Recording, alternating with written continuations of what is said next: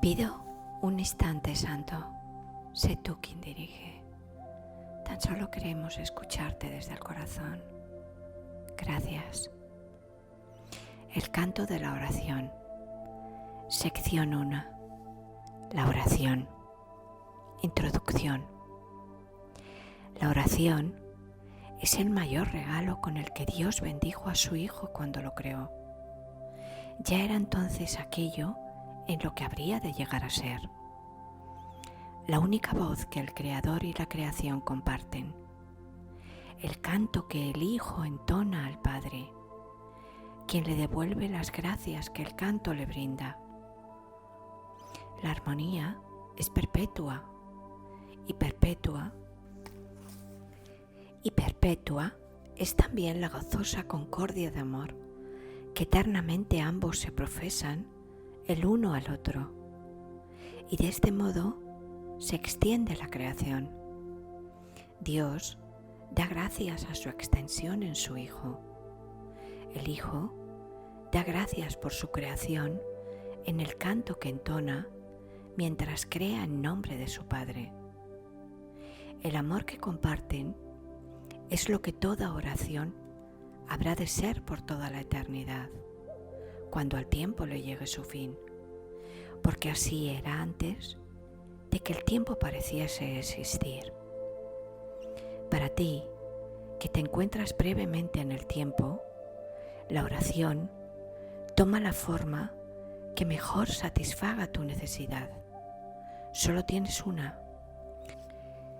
Lo que Dios creó uno debe reconocer su unidad y alegrarse de que lo que las ilusiones parecían separar es uno para siempre en la mente de Dios.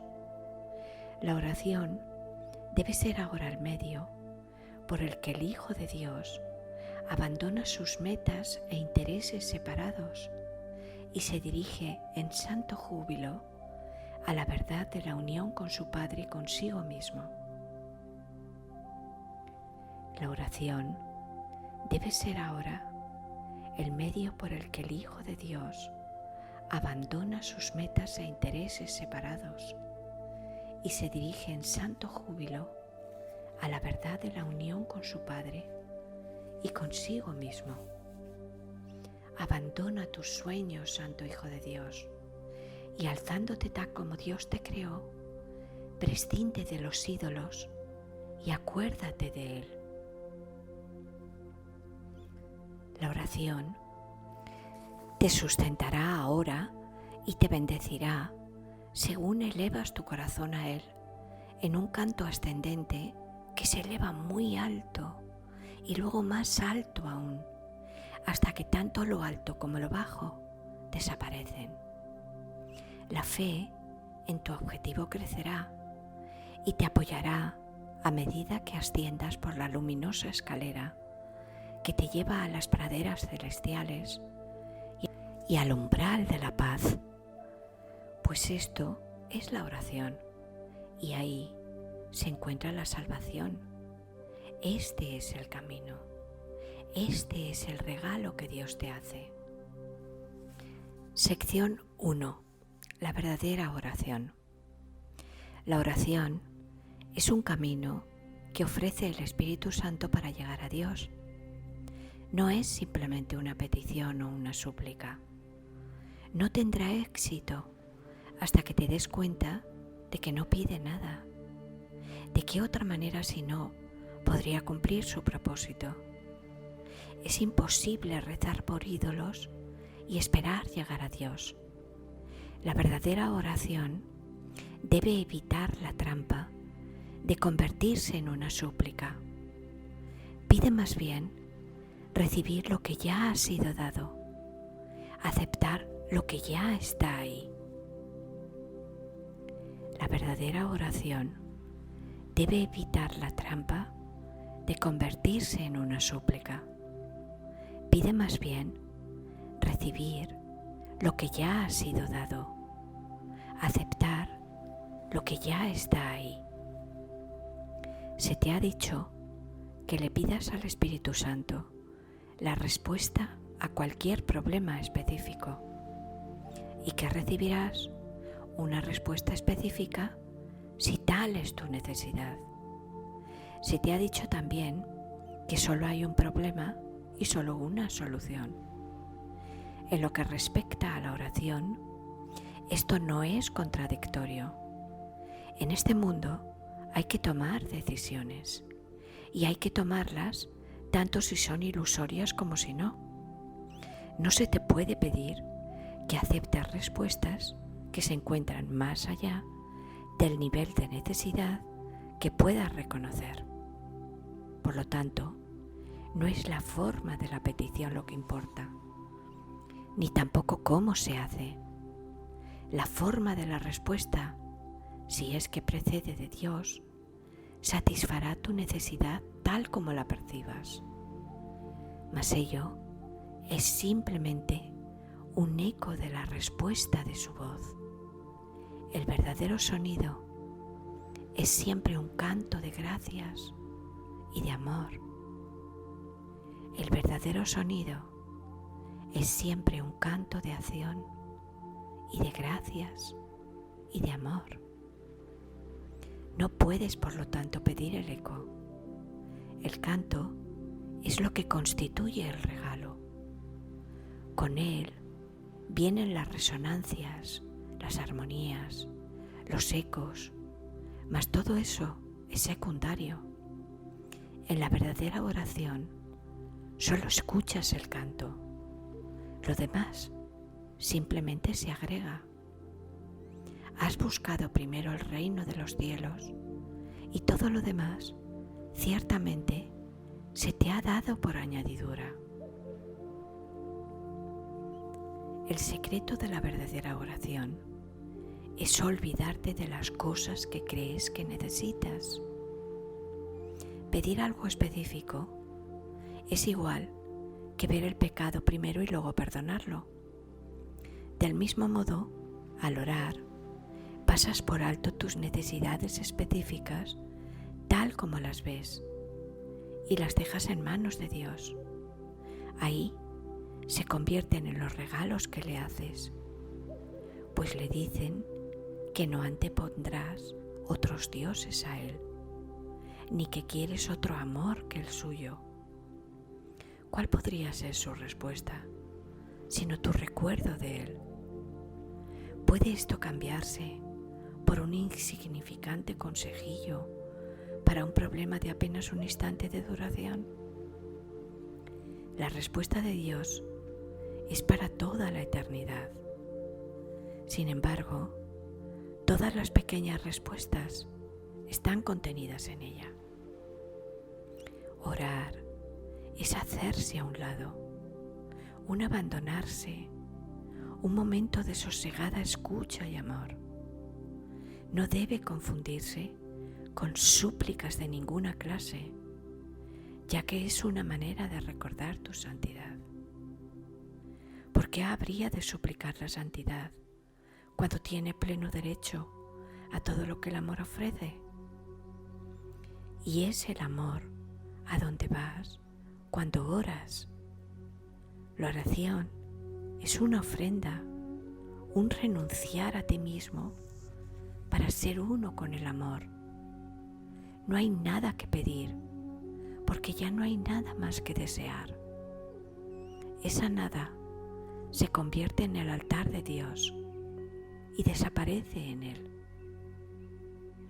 Este no es un nivel de oración que todo el mundo pueda alcanzar por ahora. Aquellos que aún no lo han conseguido necesitan que los ayudes con tus oraciones, porque su pedir no se basa todavía en la aceptación. El que alguien ayude con sus oraciones no significa que otro medie ante tú y Dios, pero sí significa que otro está a tu lado y te ayuda a elevarte hasta Él. Quien se ha dado cuenta de la bondad de Dios, ora sin temor, y el que ora sin temor no puede sino llegar a Él. Por lo tanto, también Él puede llegar hasta su Hijo, donde quiera que éste se encuentre, y cualquiera que sea la forma que parezca adoptar. Orar a Cristo en cualquiera es una verdadera oración, porque constituye un regalo de agradecimiento a su Padre. Pedir que Cristo no sea sino Él mismo no es una súplica, es un canto de gratitud por lo que eres. En esto radica el poder de la oración. No pide nada y lo recibe todo. Esta oración puede ser compartida porque recibe por todos. Orar con alguien que sabe que esto es verdad es haber recibido respuesta. Tal vez la forma concreta de la solución a un problema específico se le ocurra a uno de vosotros, no importa cuál de los dos sea. Tal vez os llegue a ambos si estáis en una genuina armonía el uno con el otro. Mas vendrá porque os habéis dado cuenta de que Cristo habita en los dos. Esa es su única verdad. Sección 2. La escalera de la oración.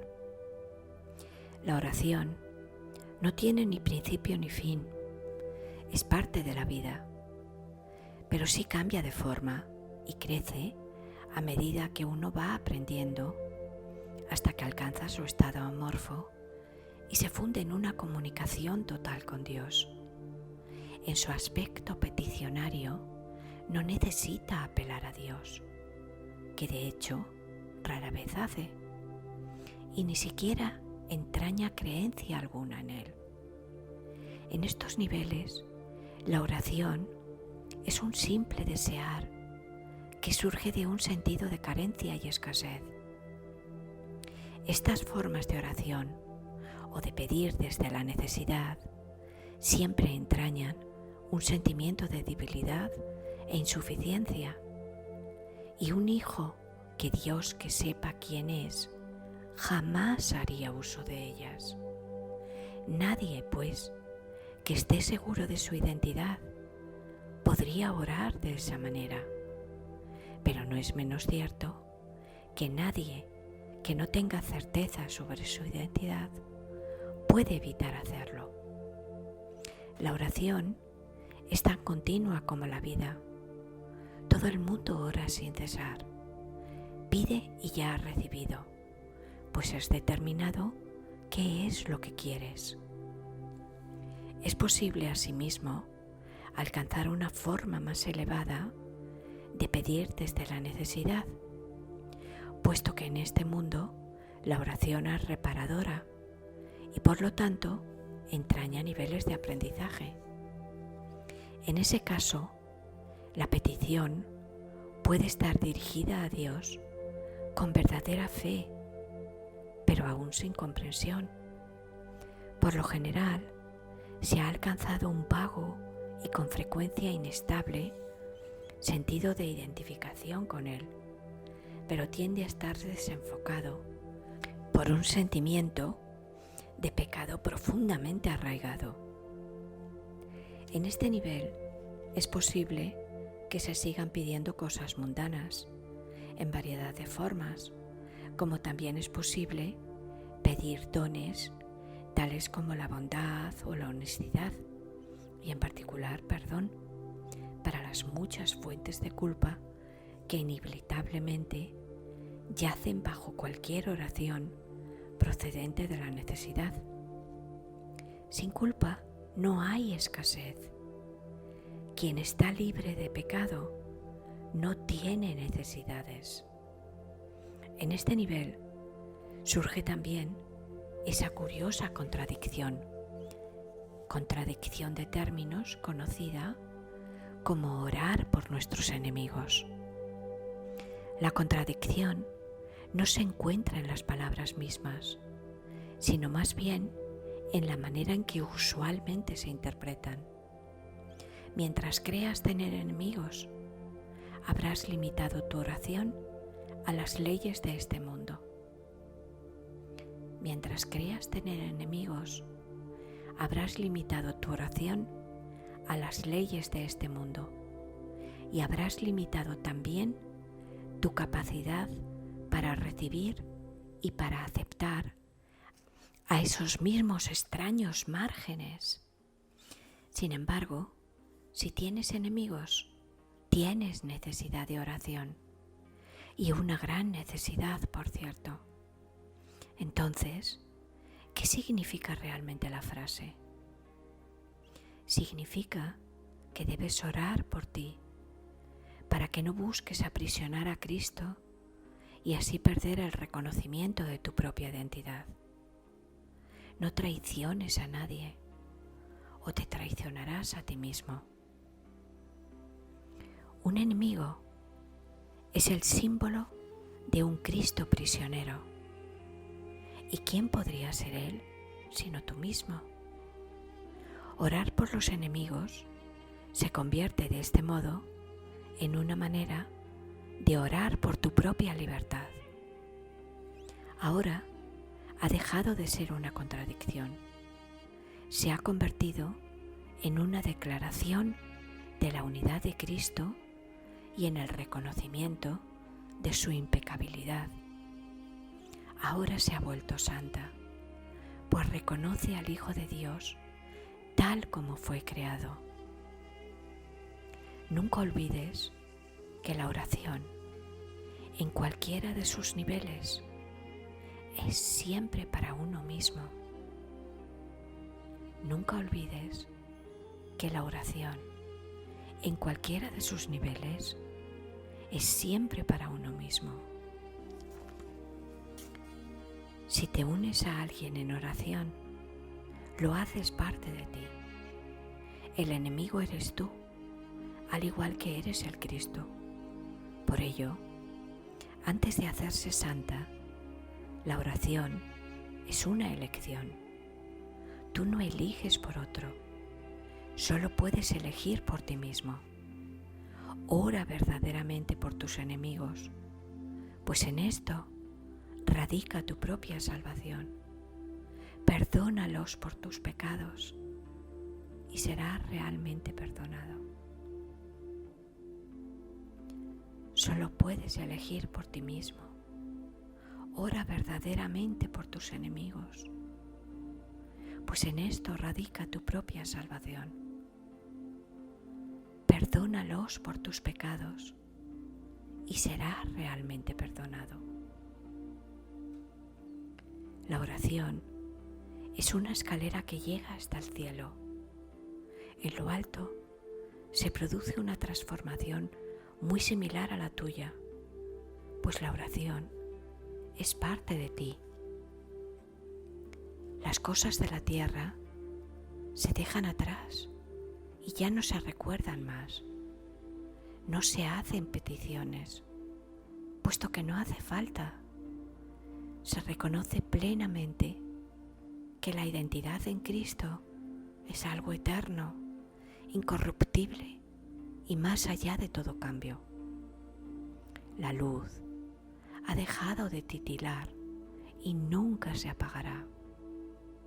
Ahora, sin necesidades de ninguna clase y revestida para siempre de la pura impecabilidad que es el regalo de Dios para ti, su Hijo, la oración puede convertirse otra vez en aquello para lo que se concibió, pues ahora se eleva cual canto de gratitud a tu Creador, sin palabras, pensamientos o vanos deseos, y sin necesidad de nada en absoluto. De este modo se extiende como estaba destinada a hacerlo. Y por esta ofrenda, Dios mismo da las gracias. Dios es la meta de toda oración, lo cual la hace eterna en vez de temporal. No tiene comienzo, pues la meta no ha cambiado jamás. La oración, en las formas que adopta inicialmente, es una ilusión, ya que no se necesita escalera alguna para llegar hasta aquello de lo que uno nunca se alejó. No obstante, la oración forma parte del perdón, mientras este, que de por sí es una ilusión, continúe sin lograrse. La oración estará ligada al aprendizaje hasta que el objetivo del aprendizaje se haya alcanzado. Y entonces, todas las cosas se transformarán al unísono y retornarán libres de toda mancha a la mente de Dios. Al encontrarse más allá de lo que se puede aprender, este estado es indescriptible. Es necesario, no obstante, entender las etapas por las que hay que pasar para su obtención. Si la paz ha de ser restaurada en el Hijo de Dios, quien vive ahora en la ilusión de la muerte y el temor de Dios. Sección 3. Orar por otros. Dijimos que siempre oras por ti mismo, y así es. ¿Por qué entonces debes orar por otros? Y si debes hacerlo, ¿cómo lo debes hacer? Orar por otros, si se ha entendido correctamente, se convierte en el medio para eliminar la culpa que has proyectado sobre tu hermano y poder reconocer que no es él quien te está haciendo daño. Antes de que se te pueda salvar de la culpa, debes renunciar al pensamiento venenoso de que él es tu enemigo, tu malvada contraparte, tu némesis. El medio para alcanzar esto es la oración, de un poder creciente y metas ascendentes, hasta que finalmente llega a Dios. Las formas iniciales de la oración, en los primeros peldaños de la escalera, no están libres de envidia y malicia. Claman venganza, no amor. Tampoco proceden de alguien que entiende que son peticiones de muerte hechas con miedo por quienes atesoran la culpa. Invocan a un Dios vengativo y es Él quien parece contestarles. Nadie puede pedir el infierno para otro y Él mismo librarse de él. Solo aquellos que están en el infierno pueden pedir el infierno. Pero aquellos que han sido perdonados y han aceptado su perdón, jamás podrían orar de esa manera.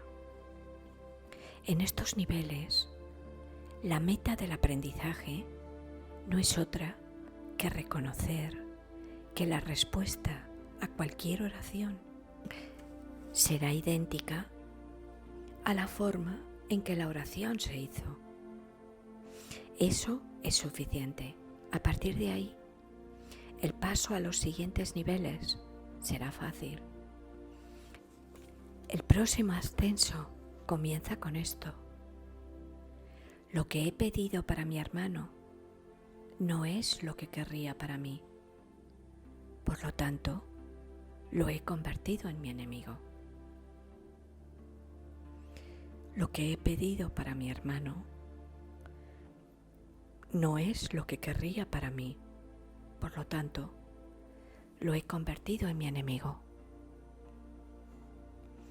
Es evidente que este paso no lo puede dar quien no ve la liberación de otros como algo ventajoso y de valor para sí mismo. Puede aplazarse por largo tiempo porque puede parecer peligroso en lugar de compasivo. Para los culpables, ciertamente parece tener una ventaja tener enemigos. Y este imaginado beneficio debe desaparecer si es que se ha de liberar a los enemigos. La culpa se debe abandonar, no ocultar. La culpa se debe abandonar, no ocultar. Esto no se puede hacer sin cierto dolor. y tener un atisbo de la naturaleza misericordiosa de este paso puede llevar por algún tiempo a un profundo retraimiento en el miedo, pues las defensas del temor son temibles en sí mismas y cuando se reconocen, traen el miedo con ellas. No obstante, ¿qué ventaja le ha de reportar jamás a un prisionero la ilusión de escape? Su verdadero escape de la culpa radica únicamente en el reconocimiento de que la culpa ha desaparecido. Mas ¿cómo puede reconocer esto mientras la oculte en otro y no vea que es la suya propia? El miedo a escapar hace difícil dar la bienvenida a la libertad y convertir a un enemigo en carcelero parece ofrecer seguridad. ¿Cómo entonces puede liberársele sin que se apodere de ti un profundo miedo? Has hecho de él tu salvación y tu escape de la culpa. Tu inversión en esta forma de escape es enorme y el miedo de renunciar a ella es grande en verdad. Aquíétate por un instante, ahora mismo, y piensa en lo que has hecho. No olvides que fuiste tú quien lo hizo y quien puede, por lo tanto, dejarlo ir. Extiende la mano. Este enemigo ha venido a bendecirte. Acepta su bendición y siente tu corazón elevarse y tu miedo desaparecer. No te aferres al miedo ni a él. Él es un hijo de Dios, al igual que tú. No es un carcelero, sino un mensajero de Cristo. Sé esto para él, para que él lo sea para ti. Sé esto para él, para que él lo sea para ti. No es fácil darse cuenta de que orar para pedir cosas, posición social, amor humano, regalos externos de la clase que sean, siempre se hace para establecer carceleros y ocultarse de la culpa. Estas cosas se emplean como metas que sustituyen a Dios y por lo tanto distorsionan el propósito de la oración. Desearlas es orar por ellas. Uno no necesita pedir explícitamente. La meta de alcanzar a Dios se pierde de vista cuando se va en pos de metas menores de la clase que sean, y la oración se convierte en una petición de enemigos. Incluso en esto se puede ver claramente el poder de la oración.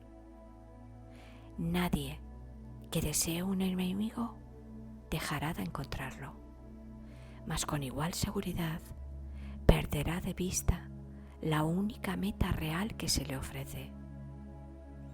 Piensa en el costo que ello supone y compréndelo bien. Todas las demás metas son a costa de Dios. Sección 4. Orar con otros. Hasta que por lo menos no comience el segundo nivel, uno no puede unirse a otros en oración, pues hasta ese punto cada cual no puede sino pedir cosas diferentes. Mas una vez que se ha cuestionado la necesidad de considerar a otro como un enemigo y la razón para hacerlo se ha reconocido, aunque sea por un instante, y la razón para hacerlo se ha reconocido, aunque sea por un instante, resulta posible unirse a otros en oración. Los enemigos no comparten una misma meta. En esto se basa su enemistad. Sus deseos particulares son sus arsenales, sus fortalezas de odio. La clave para alcanzar un nivel más alto de oración radica en este sencillo pensamiento, en este cambio de mentalidad. Tú y yo caminamos juntos.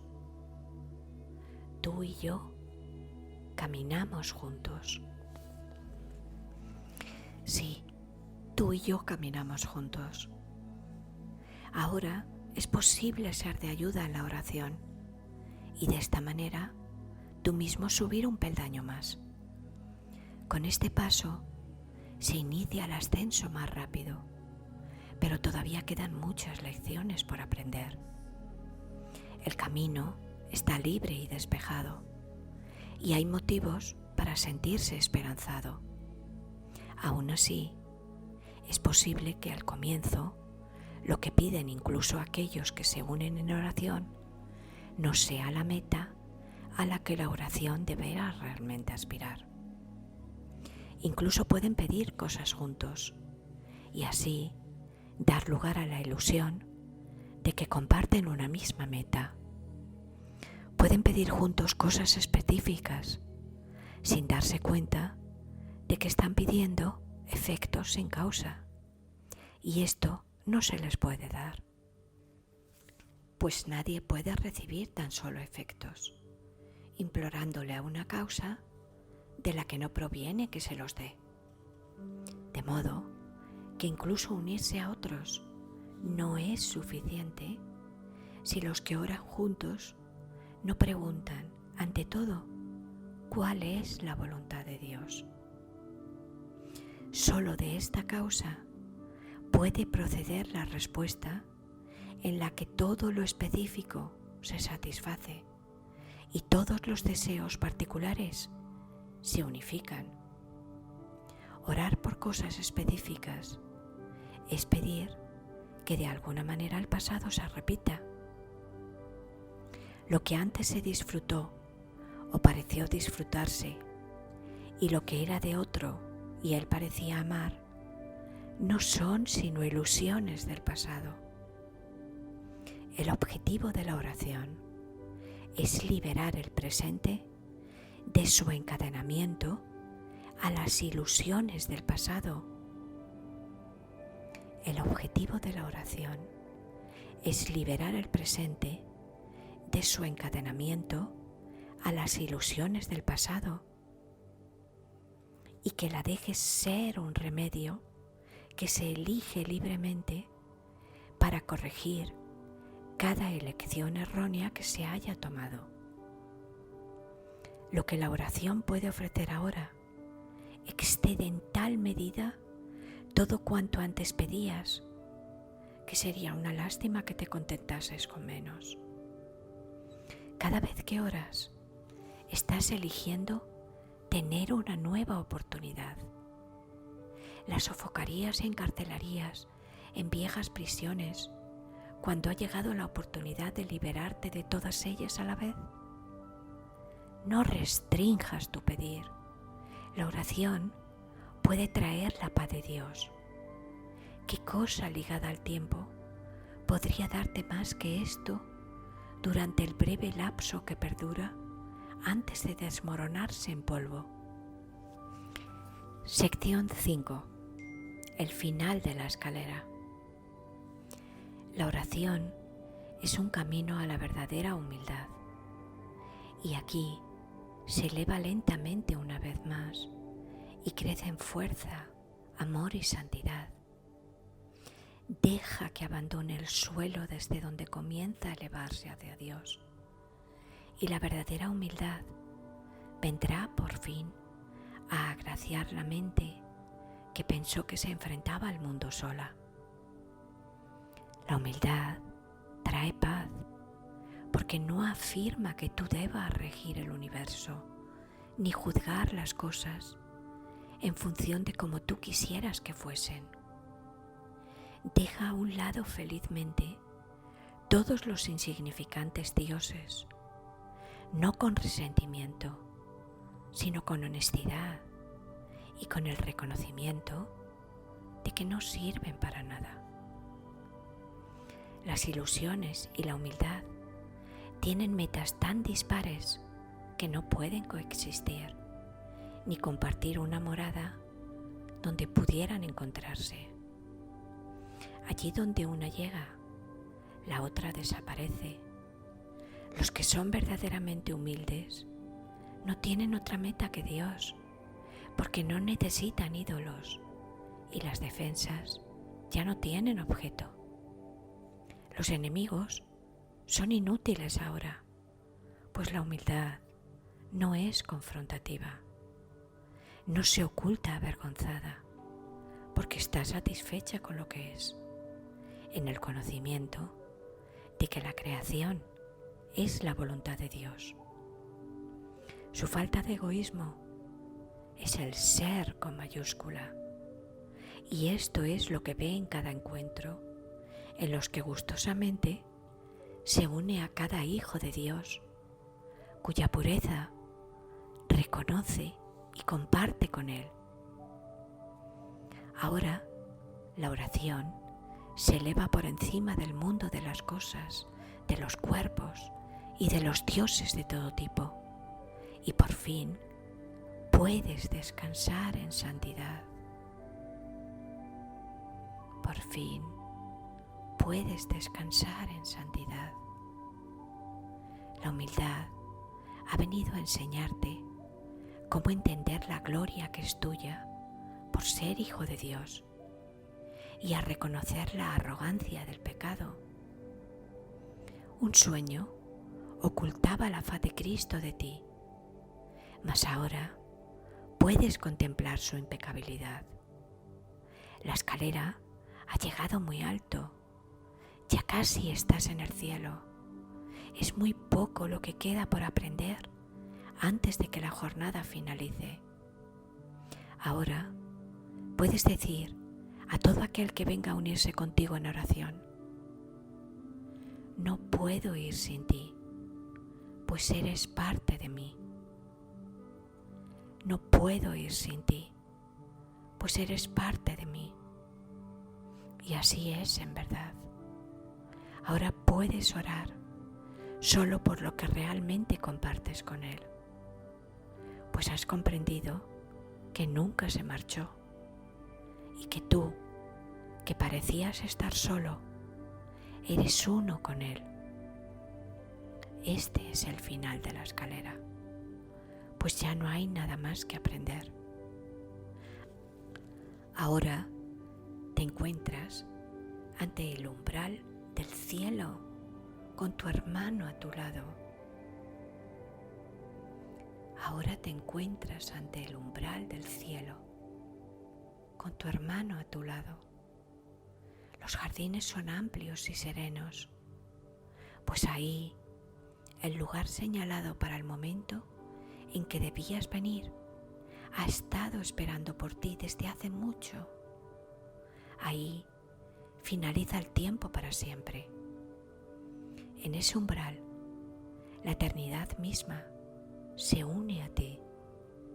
La oración se ha convertido en lo que siempre estuvo destinada a ser, pues has reconocido al Cristo en ti.